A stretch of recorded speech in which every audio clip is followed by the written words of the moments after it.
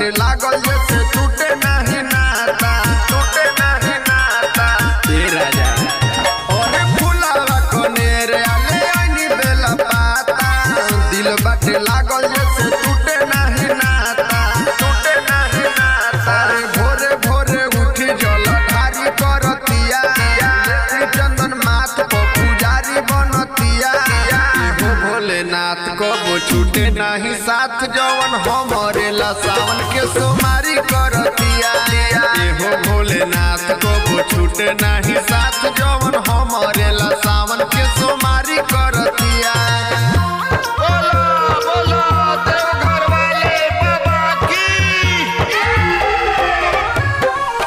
हो भोलेनाथ को वो छूटे नहीं साथ जवन हमरे ला सावन के सोमारी करतिया।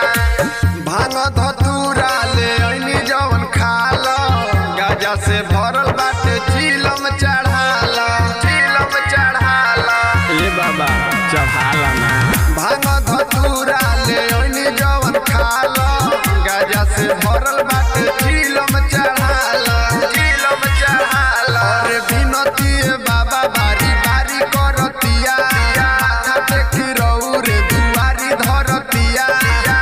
भोलेनाथ को वो छूटे नहीं साथ जवन हमरे ला सावन के सोमारी करतिया। हो भोलेनाथ को वो छूटे नहीं साथ जवन हमरे ला सावन के सोमारी करतिया। बोलो बोलो देवघर वाले बाबा की।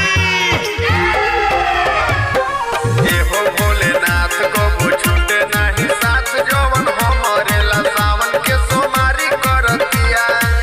गाय के दूध ले ऐनी भर कटोरा, भक्तन पर नजर बाबा डालो न थोड़ा, डालो न थोड़ा। तनी भक्तन पर दया करिए बाबा। गाय के दूध ले ऐनी भर कटोरा, भक्तन पर नजर बाबा डालो न थोड़ा, डालो न थोड़ा। अरे जाए लासी वाला तैयारी करतिया, कोनु संदीप ला दिया बारी धरतिया।